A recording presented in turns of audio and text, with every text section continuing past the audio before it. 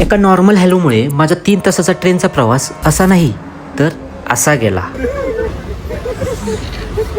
तर ट्रॅव्हल करत असताना प्रत्येक वेळेसारखी गाणी ऐकण्याऐवजी मी ट्रेनच्या दारातून व्ह्यू एन्जॉय करत असताना मला हे 3 भैया दिसले.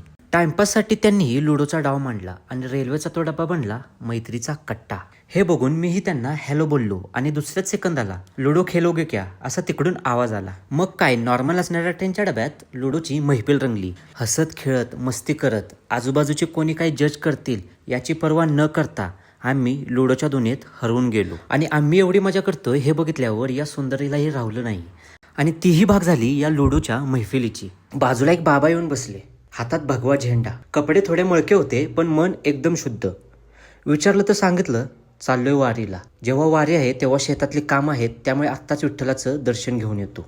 तर यावरून मला समजलं प्रत्येक वेळी आयुष्यात आनंदी राहण्यासाठी पैशाचीच गरज नसते, तर काही वेळेस एका अनोळखी व्यक्तीला सिंपल हॅलो बोलूनही काम चालून जातं. तर शेअर करा त्या मित्राला ज्याला कामाच्या टेन्शनमुळे अशा एका ट्रेन प्रवासाची खरंच गरज आहे.